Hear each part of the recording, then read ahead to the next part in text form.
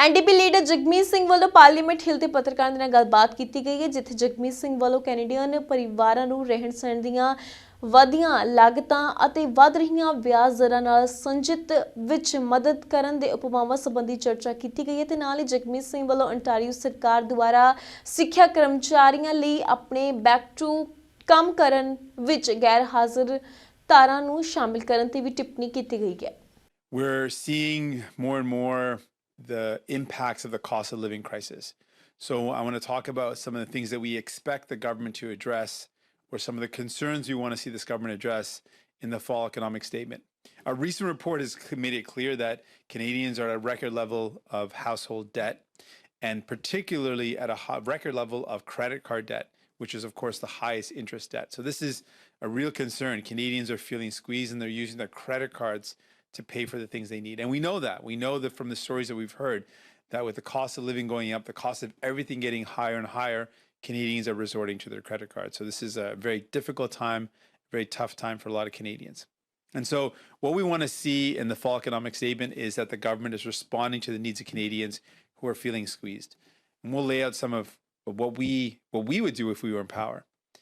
We would immediately acknowledge the massive profits that the corporate sector is enjoying, particularly oil and gas, and point to countries around the world that have taken a response to this and said, with the record profits that the oil and gas sector is making, we need to do something. And countries like the UK, unions like the European Union and Spain have all put in place a windfall tax on the massive profits of the oil and gas sector.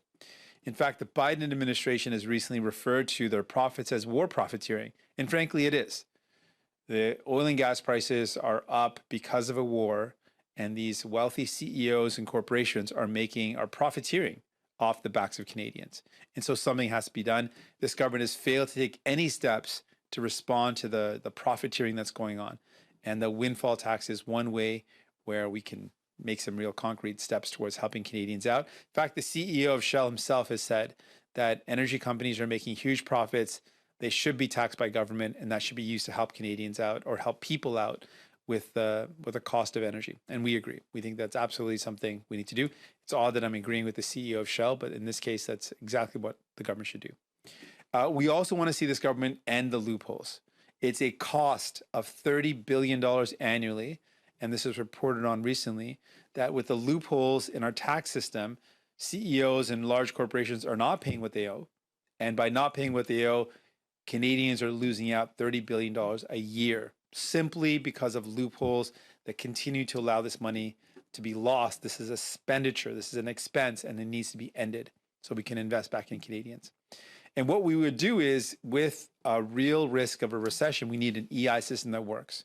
So we need to make sure the EI system is reformed so that if Canadians lose their jobs, the EI is there for them. We also want to see some relief for the cold and long winter coming up, and we want to see GST off of home heating. That's going to help Canadians with the cost of their energy over the summer or over the winter, and it's going to help immediately.